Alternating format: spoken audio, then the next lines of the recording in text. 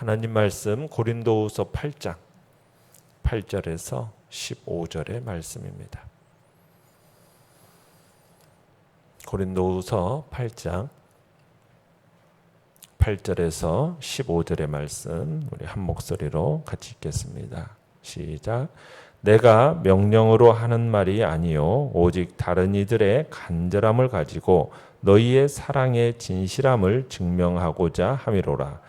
우리 주 예수 그리스도의 은혜를 너희가 알거니와 부요하신 이로써 너희를 위하여 가난하게 되심은 그의 가난함으로 말미암아 너희를 부요하게 하려 하심이라. 이 일에 관하여 나의 뜻을 알리노니 이 일은 너희에게 유익함이라. 너희가 1년 전에 행하기를 먼저 시작할 뿐 아니라 원하기도 하였은즉 이제는 하던 일을 성취할지니 마음에 원하던 것과 같이 완성하되 있는 대로 하라. 할 마음만 있으면 있는 대로 받으실 터이요 없는 것은 받지 아니하시리라. 이는 다른 사람들은 평안하게 하고 너희는 공고하게 하려는 것이 아니요 균등하게 하려 함이니 이제 너희의 넉넉한 것으로 그들의 부족한 것을 보충함은 후에 그들의 넉넉한 것으로 너희의 부족한 것을 보충하여 균등하게 하려 함이라. 기록된 것 같이 많이 거둔 자도 남지 아니하였고 적게 거둔 자도 모자라지 아니하였느니라. 아멘. 오늘 말씀의 제목은 나누어 줄수록 더욱 부요해지는 삶이라는 제목으로 말씀을 나눕니다. 바울은 눈물의 편지를 가지고 고린도로 갔던 그 디도를 통해서 고린도 교인 성도들에게 구제 헌금을 하는 일에 적극 동참하도록 당부했던 것으로 보여집니다. 그럼에도 불구하고 바울이 고린도 이 후서 본 서신을 통해 재차 이 일에 대해서 언급하고 있는 것은 디도의 이 구제 헌금 사역, 헌금 모금 사역이 순조롭지 않았던 것으로 보여집니다. 그래서 바울은 6절에서 그런 권면을 하는 거죠. 너희 가운데서 시작하였은즉 이 은혜를 그대로 성취하게 하라. 지금 이렇게 권면을 하고 있는 겁니다. 그러니까 이건 고린도 교회 성도들이 약정했던 이 구제 사역을 끝까지 성취할 것을 조용히 권면하고 있는 거죠. 내용 관찰 문제 1번입니다.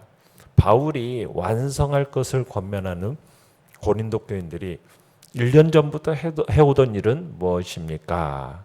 자, 10절에 보시면 이 일에 관하여라는 이 일은 바로 구제를 얘기하는 겁니다. 1년 전에 고린도 교인들은 바울에게 이 구제 헌금을 이미 작정했었습니다.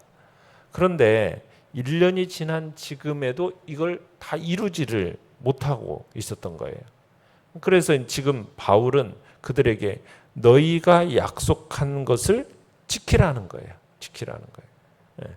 그런데 이걸 명령조로 이렇게 강요할 수도 있었는데 바울은 그들에게 강요하지는 않아요. 명령조로 이야기하지 않으면서 이 일이 너희에게는 유익하다라고 하면서 이제 이 명령이 아닌 짐이나 부담으로 여기지 않도록 이 구제라는 것을 즐겨하는 마음, 또 남을 진정으로 깊이 동정하는 마음, 빚진 마음으로 기쁘게 해야 되는 일이기 때문에 지금 바울은 명령조가 아닌 그냥 뜻만 보인다. 나의 뜻을 알리노니 하면서 뜻만 보이듯이 이야기를 하는 겁니다. 그러면서 구제를 촉구하고 있는 거죠. 자, 10절을 보시면은 그렇게 너희가 1년 전에 행하기를 먼저 시작할 뿐 아니라 원하기도 하였은즉, 그러니까 지금 예루살렘 교회 성도를 위한 이 구제에 고린도 교인들이 일찍부터 헌신했음을 이렇게 알게 해주는 겁니다. 그러니까 이 일로 인해서요, 고린도 교인들의 헌신이 소문이 났었어요. 그러니까 1년 전에 이 고린도 교인들의 헌신은 바울을 감동케 해줬고, 때문에 바울이 방문했던 많은 지역, 많은 교회, 많은 성도들에게 이런 고린도 교회의 헌신의 소식을 전해줬죠. 그러니까 이 소식을 들은 사람들이 고린도 교회 성도들은 어떻게 보면 신앙의 귀감이 됐고 모범이 되었었어요. 그래서 이 고린도 교회 성도들을 따라서 다른 지역의 성도들도 이 일에 동참하기로 작정했던 겁니다.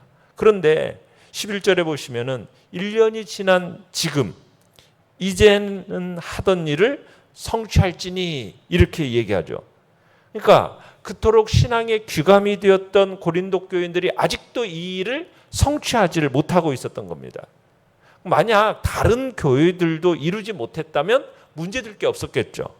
그러나 고린도 교인들보다도 더 큰 환난 속에 있었고 더 극심한 가난 속에 있었던 이 허덕였던 마게도냐 교회들이 이미 지금 풍성한 헌금을 했다라는 얘기입니다. 어떻게 보면 오히려 상황이 역전이 되어버린 거죠.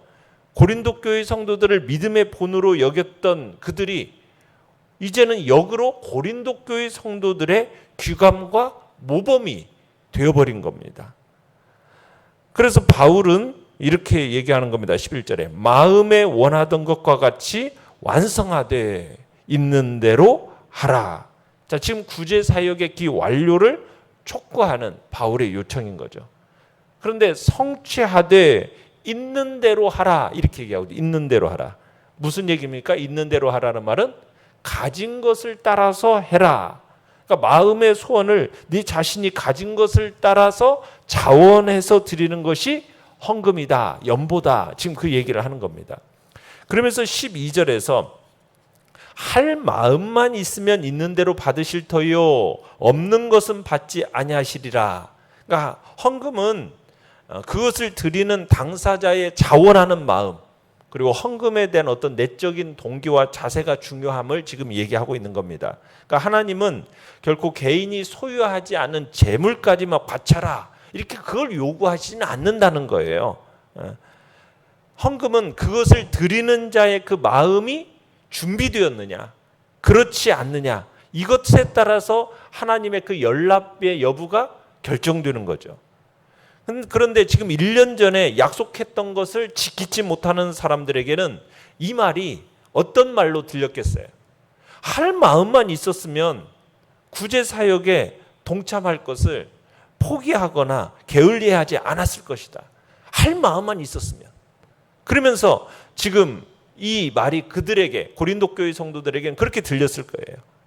그러니까 지금 뭐가 없다라는 거예요. 할 마음이 없었다라는 거죠. 그러니까 헌금은 액수가 아니라 마음으로 하는 것이라는 사실을 지금 얘기하고 있는 겁니다. 실상은 마음으로 하는 것이라 생각하지 않고 사람들은 뭘로 생각해요? 내가 경제적인 여건이 악화되고 우리 가정의 경제가 위기가 오니까 내가 지금은 이 헌금을 할 수 없어 하면서 헌금을 멈추는다는 거예요. 그런데 경제적인 게 중요한 게 아니라는 거예요. 뭐가 없기 때문에 마음이에요. 할 마음만 있으면 그러니까 하나님은 할 마음만 있으면 받으시는데 이게 없는 것을 드리라고 얘기하는 게 아니라는 거죠. 주님의 액수를 보시는 게 아니라는 거예요. 드릴 게 그럼 만약 할 마음만 있었으면 드릴 게 없었겠느냐는 거죠. 그러니까 우리가 하나님 앞에 드리지 못하면 어떤 경제적인 어려움 때문이 아니라 마음이 좁아지고 마음이 강팍해졌기 때문에 드리지 못하는 것이다라는 어떻게 보면은 그런 책망조의 이야기가 바로 이 말씀 속에 들어있는 겁니다. 내용 관찰 문제 2번입니다. 예루살렘 교회를 돕는 일이 고린도 교인들에게 유익한 일인 이유는 무엇입니까? 자, 13절로 15절을 보시면은 구제라는 것은 구제받는 자를 어떻게 해주는 겁니까? 평안하게 해주는 일이 되는 겁니다. 그러니까 구제하는 자를 뭐 공고하게 하려는 게 아니에요. 오히려 이 구제가 어떻게 만들어줘요? 균등하게 해주는 것이기 때문에 이 구제는 유익한 거라는 거죠. 그래서 구제의 목적은 말씀 그대로 주는 자와 받는 자가 균등하게 되는 겁니다. 사회적으로, 경제적으로 구제로 인해서 동등해진다는 거죠. 구제를 통해서 부자와 가난한 자, 특권층과 소유층 이게 이렇게 차별이 되어지는 게 아니라 동등한 위치로 만들어주는 것이 구제다. 이런 동등한 위치를 나타내주는 가장 적절한 사회적인 개념이 뭐겠어요? 가족이거든요. 가족. 그러니까 구제는 이 세상에서 동등함을 이루는 한 가족을 형성하는 강력한 힘을 가진 하나님의 방법이라는 거죠. 그래서 구제할 때 우리가 반드시 명심해야 할 것은 뭐예요? 구제를 받는 자나 구제를 하는 나나 동등된 하나의 가족이다. 이 사실을 우리들이 기억해야 된다는 거죠. 내가 마치 저 사람에게 무슨 동정을 베푸는 게 아니라 우리는 하나의 가족이라는, 그래서 동등한 위치 속에서 동등하게 균등하게 만들려는 이게 구제라는 겁니다. 그래서 15절에 가보면은 많이 거둔 자도 남지 아니하였고 적게 거둔 자도 모자라지 아니하였다. 자, 이게 이제 출애굽한 이스라엘 백성들이 처음 만나를 먹은 후의 상황을 설명하고 있는 구약의 인용구인데요. 광야에서 이스라엘 백성이 하나님의 은혜로 만나를 먹게 되지 않았습니까? 그런데 놀라운 사실은 뭐예요? 많이 거둔 자나 적게 거둔 자나 장막으로 딱 가지고 돌아와서 되어보면 다 똑같이 한 사람당 한 오멜이라는 거예요. 각자의 식량대로 거뒀다라는 거죠. 모두가 균등했다라는 거예요. 그런데 놀라운 일은 뭐냐면 그들이 먹고 남은 만나를 딱 저장해 두니까 뭐가 생겨버렸어요? 벌레가 생겨버리고 냄새가 나더라는 거예요. 그러니까 필요 이상의 물질을 소유했을 때 그 필요 이상의 물질은 썩어지고 냄새나는 쓸모없는 것이 되어버리더라는 거예요. 자, 이 사실은 우리에게 있어서 어떤 경제 원리를 갖고 살아야 하는지에 대해서 교훈해 주는 거죠. 하나님의 자녀들은 주님이 말씀하신 것처럼 삶과 모든 탐심을 물리치라는 거죠. 사람의 생명이 그 소유에 넉넉한 데 있지 않다라는 그 주님의 말씀, 가르침을 항상 기억해야 된다는 거죠. 재물에 대한 집착과 소유에 대한 탐심, 이건 버려라. 그래서 바울이 정함이 없는 재물에 소망을 두지 말아라 라고 얘기했던 거고요. 하나님의 자녀인 우리가 이 세상에서 행해야 할 경제 원리가 무작정 내가 소유하고 쌓아놓고 이게 아니라 우리는 균등하고 동등한 존재로서 우리는 균등케 하기 위해서 베푸는 자, 나누는 자, 섬기는 자, 이런 자가 되어야 할 것을 주님은 우리에게 말씀하시는 겁니다. 연구와 묵상 문제 3번입니다. 예수 그리스도께서 부요하신 이로써 가난하게 되신 이유는 무엇입니까? 바울이 이러한 예수 그리스도의 모범을 예로 든 이유는 무엇일까요? 9절의 말씀에서 우리 주 예수 그리스도는 부요하신 자였어요. 그러나 가난하게 되셨다. 그러면서 이유가 뭐라고 그래요? 자신의 그 가난함을 인하여서 누구로? 우리로 부요케 하시려는 것이 하나님 우리 주님의 마음이었다라는 거죠. 그래서 우리를 향하신 우리 주님의 그 헌신의 사랑이 여기서 다시 한번 보여지는 거죠.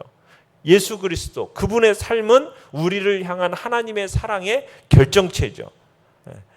주님께서 우리를 어떻게 사랑하셨어요? 한마디로 정의한다면 자기 비하였죠. 자기의 낮아지심이었죠. 어떻게 주님께서 가난해지셨습니까? 하나님이셨던 분이 인간이 되셨어요. 그죠? 거룩하신 하나님이 죄악된 인간의 몸으로 세상에 오신 겁니다. 세상의 주권자 되신 분이 섬김의 종으로 이 땅에 오셨죠. 사랑과 찬송을 받으셔야 마땅한 분이 거절과 조롱과 핍박을 받으셨어요. 생명의 근원 되신 분이 사망을 경험하셨죠. 그러니까 주님은 그 완전한 희생으로 우리 곁에 다가오신 것입니다. 이로 인하여서 우리가 어떻게 되었어요? 부요하게 되었어요. 죄 없는 주님께서 희생제물로 돌아가심으로 말미암아 우리가 새 생명을 얻게 되었죠. 그분의 죽음으로 말미암아 우리가 영원한 의를 얻게 되었죠. 사망의 길로 가던 우리가 이제 생명을 얻게 되었습니다. 이것만으로 또 우리는 충분히 부유하게 되어졌는데 영원한 생명보다 더 값진 것이 어디가 있겠어요? 그런데 우리를 부유하게 하신 그 주님의 손길은 그걸로 끝이 아니었죠. 때마다 우리를 돕는 은혜가 우리에게 주시겠다 약속하셨고 그렇게 때마다 우리에게 은혜를 베풀어 주시고 공고하고 피곤하고 위기가 닥쳤을 때마다 함께 하겠다라는 약속대로 주님은 우리에게 그렇게 함께 하시면서 주님께서 도와주시고 드리면 넘치도록 주시겠다라고 약속하셨고 또 인생의 공고한 상황 속에서 부르짖으면 피할 길을 주시겠다라고 약속하셨고, 또 영원하고 신실하신 전능하신 하나님께서 이렇게 약속하셨을 때 가난한 우리가 가난하다 할 수가 있겠느냐는 거예요. 그만큼 우리는 부요한 자가 되어진 겁니다. 이렇게 우리를 부요케 하시려고 주님이 어떻게 되셨다고요? 낮아지신 거예요. 낮아지신 거예요. 바울은 지금 이러한 예수 그리스도의 모범을 예로 든 이유가 무엇이겠어요? 고린도 교인들이 지금 누리게 되는 이 영적인 부요함을 부각시키면서 그들로 하여금 구제 사역에 지금 자발적으로 참여하도록 지금 종용하기 위해서인 거죠. 바울은 그리스도께서 너희를 위하여 가난하게 되었으니 너희도 남을 위해서 가난을 하게 될 수 없겠느냐 지금 외치고 있는 겁니다. 주님의 가난하게 되심을 알았다면 우리도 가난함을 배워야 된다는 거죠. 그것이 예수님처럼 그렇게 옷 입어야 된다, 먹고 마셔야 이런 말을 하는 게 아니라 온 인류를 위해 자신을 드린 그 희생의 정신을 우리가 배워야 한다는 겁니다. 어떻게 남을 위해서 한 푼도 한 시간도 한 순간도 한 번도 희생하지 않고 내가 주님의 희생적인 사랑을 맛보았다 할 수 있겠느냐는 거죠. 진정한 성도라면 주님의 그 가난하게 되심을 몸소 배우려는 것이 당연한 귀결이라는 거죠. 주님의 그 가난하게 되심이 내 삶을 통해서 증거되어야 된다는 거예요. 그렇지 않고서는 진정 주님을 안다라고 말할 수 없다. 우리는 주님의 그 전극적인 헌신을 우리가 마음속에 새기면서 우리도 우리 자신의 것을 충분히 드려나가면서 주님을 존귀케 해드리는 자리에 우리가 있기를 바랍니다. 느낀 점은 4번입니다. 예루살렘 교회를 돕기 위해 1년 전부터 헌금을 해온 고린도 교인들의 모습에 비추어 볼 때 나의 헌금과 구제는 얼마나 계획적으로 이루어지고 있습니까? 자, 우리가 상상할 수도 없는 하늘의 영광스러움을 버리고 이 세상에 오심으로 가난하게 되시고 자신의 가난함으로 말미암아 우리를 부요하게 하신 예수 그리스도, 그분의 사랑이 진정 우리 안에 있다면 우리도 마땅히 가난한 형제 자매들을 위해서 우리의 넉넉함을 나눠줄 줄 알아야 하겠습니다. 그러기에 오늘도 우리가 주님께 받은 그 은혜를 따라서 주님께서 베푸셔 주신 그 은혜를 다른 이들에게 흘러가는 복된 통로로서 나를 들여가겠다. 구제를 좋아하는 자는 풍족하여질 것이요 남을 윤택하게 하는 자는 자기도 윤택하여지리라는 잠언 11장 25절의 말씀처럼 나누어 줄수록 더욱 부유해지는 그런 삶, 그 신비를 맛보는 복된 삶이 또 우리 안에 나타나기를 간절히 바랍니다. 결단과 적용 5번입니다. 예수 그리스도의 성육신과 십자가 사건은 우리를 향한 하나님의 사랑의 진실함을 증명합니다. 나의 사랑의 진실함을 증명할 실제적인 섬김과 구제의 현장은 어디입니까? 오늘도 내가 받은 그 사랑과 은혜를 내가 어디에 이렇게 흘러보낼까? 주님 앞에서 고민하시고 그 섬김과 나눔의 자리에 우리가 주님 앞에 있겠다 결단하며 또 주님 앞에서 드리는 복된 자리에 우리가 있길 바랍니다.